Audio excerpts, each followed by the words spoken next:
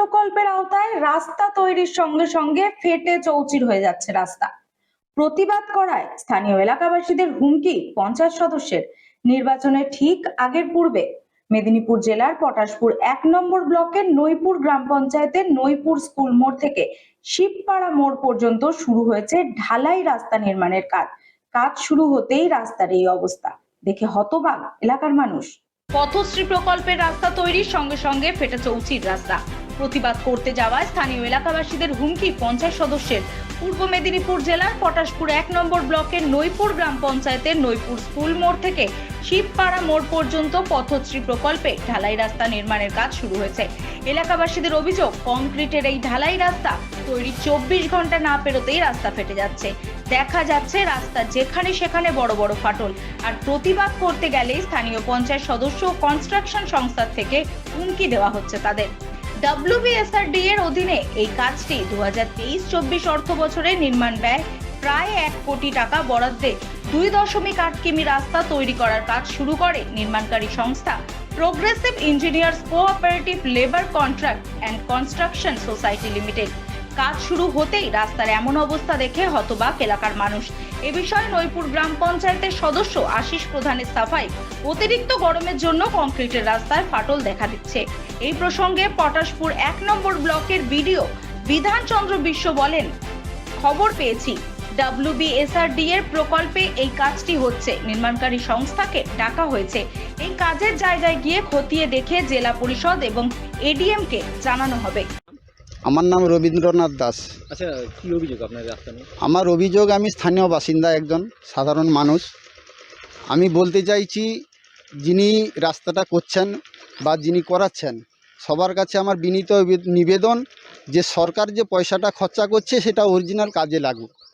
কেননা কালকে সন্ধ্যা 6টার সময় ঢেলে দিয়ে গেছে, আজকে সকাল 6টার সময় যখন আমরা উঠে দেখি রাস্তা ফেটে গেছে। জয়েন্ট ছাড়াও সাইডে আরও মাঝখানে ফেটে গেছে। তাই জন্য কন্ট্রাক্টরকে বলতে আমাদের হুম্বিচুম্বি অনেক দেখালো।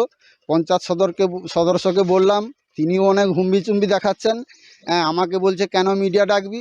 আমি বলছি যে যেটা কাজ হচ্ছে সেটা অরিজিনাল কাজ হোক। আমরা কাজ বন্ধ করতে চাইছি না, আমরা কাজের পক্ষে। কিন্তু পাইলেন দিয়েছে সাইডে, দেখুন এখনও পাইলেন আছে, 1 হাতের মাথায় খুঁটি দিয়েছে, একটা করে টিন দিয়েছে, 3 ফুট উচ্চতা আছে, মানে গভীরতা আছে। সেখানে 2 ফুট টিন দিয়েছে, 1 ফুট ফাঁকা আছে। মাটি 1 ফুট দিয়েছে, 2 ফুট নিচে ফাঁকা। আমরা এটা অরিজিনাল কাজের জন্য আমরা প্রতিবাদ করছি, আমরা আর কিছু চাই না। আমি তাই বিনীত নিবেদন যে কাজটা সঠিকভাবে তদন্ত করে সঠিক কাজ হোক। কত টাকার ব্যয় কাজ হচ্ছে? এটা আমার তো মনে হয় যে কয়েক কোটি টাকার কাজ আশা করি। এটা কাজ শুরু হচ্ছে আজকে 8 দিন হয়েছে। তারপর কি দেখলেন? আমরা দেখছি যে প্রত্যেক জয়েন্ট মুয়ে ফেটে গেছে। আজকে কাজ হচ্ছে, কালকে ফেটে যাচ্ছে। বললে ওরা সিমেন্ট জয়েন্ট মু ছাড়াও ফেটে যাচ্ছে, এবং আমরা বলতে এখনও ফাটগুলো বুঝিয়ে দিচ্ছে, সিমেন্ট ঘষে বুঝিয়ে দিচ্ছে। এই একদিনের মাথায় তো আমার কন্ট্রাক্টর বাবু হেড অফিসারও এসেছিলেন। উনাকে বলতে আমাকে লাস্টে বলে গেল কি চুরি পরে এসে প্রতিবাদ করিস। কন্ট্রাক্টর বাবু নিজে বলছে। উনার সঙ্গে আমার তর্ক বিতর্ক জড়িয়ে পড়লাম। উনি তর্ক বিতর্ক আমাকে বলছে কি তুমি কি ঝগড়াঝাটি এখানে মারাপিট করতে চাও নাকি। আমি চাইছি যে সঠিকভাবে কাজ করুক, সঠিক কাজ হোক। আমরা আর কিছু না, আমরা গ্রামবাসী, আমরা সাধারণ মানুষ। উন্নয়ন হোক, কিন্তু সঠিকভাবে হোক। আমার নাম রবীন্দ্রনাথ দাস, নইপুর। যেদিন ঢালাই করছে তার পরদিনই রাস্তা ফেটে যাচ্ছে। আমার কাছে খবর ছিল না, আজকে আমি প্রথম খবরটা জানলাম। অ্যাকচুয়ালি এটা WBSRD থেকে করছে। আমি খবর পেয়েছি, এজেন্সিকে ডেকেছি, আমি অন স্পটে যাবো, দেখব, এবং আমি আমার জেলাকেও জানিয়ে দেবো, ADM ম্যাডামকে জানিয়ে দেবো, ADM JP স্যারকে জানিয়ে দেবো লিগ্যাল অ্যাকশন নেওয়ার জন্য এবং প্রয়োজনীয় রেকটিফাই করার জন্য আর কি। আমি এজেন্সি হ্যাঁ আমি যা জেনে আমি আপনাদের মাধ্যমে এলাকাবাসীর কথা, এলাকাবাসীর সঙ্গে তো আমার এখনও কথা হয়নি বা ওনারা বলেননি।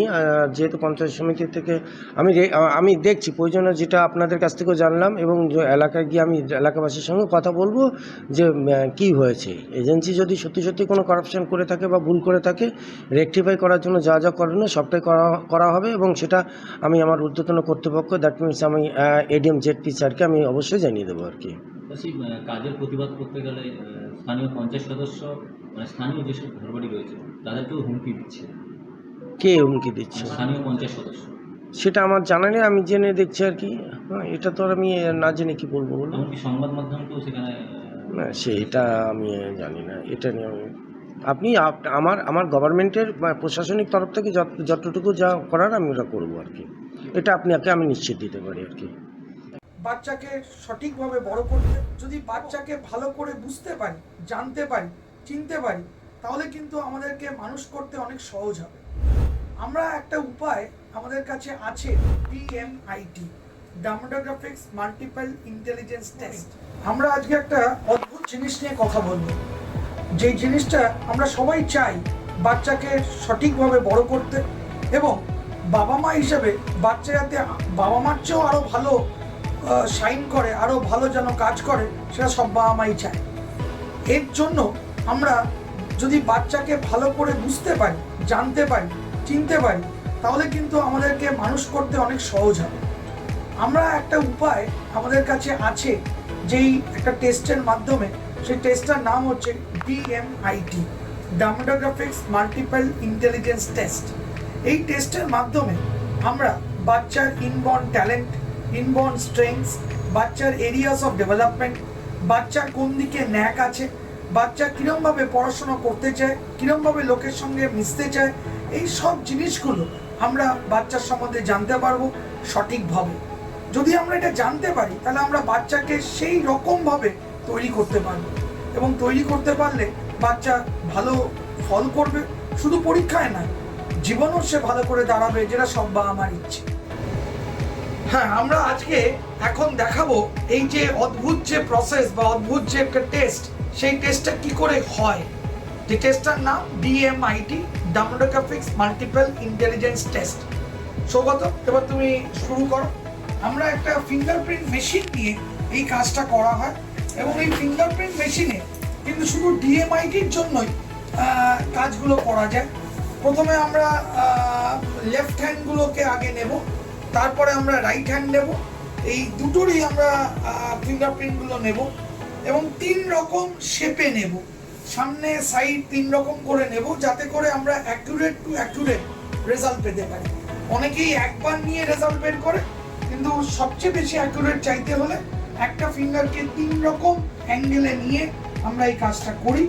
আপনারা দেখতে থাকুন কীরকমভাবে টেস্টটা হচ্ছে, এবং একটা সফটওয়্যারে আমরা এই ফিঙ্গারপ্রিন্টসগুলোকে তুলে নিচ্ছি, এবং তুলে নেওয়ার পরে আমরা সেই রিপোর্টটা, যেই কাস্টমার আমাদের সঙ্গে করলেন রিপোর্টটা, সে ওই রিপোর্টটা পায়, এবং তারপরে আমাদের একজন সাইকোলজিস্ট আছে, যিনি টোটাল রিপোর্টটার উপর একটা কাউন্সেলিং করে, এবং সেই কাউন্সেলিংয়ে একটা entire discussion between the parent and the councillor হয়, যাতে করে বাবা মা বুঝতে পারে তার কোথায় স্ট্রেংথ, তার কোথায় এরিয়াস অফ ইমপ্রুভমেন্ট, তার পার্সোনালিটি, তার কি ইচ্ছে অনিচ্ছে, পড়ার স্টাইল, এবং কোন দিকে সে বড় হয়ে ভালো রোজগার করতে পারবে, বিজনেস করবে না চাকরি করবে, চাকরি করলে কোন স্ট্রিমে যাবে, সব কিছু সে কিন্তু বিশদভাবে বাবা মা জানতে পারে।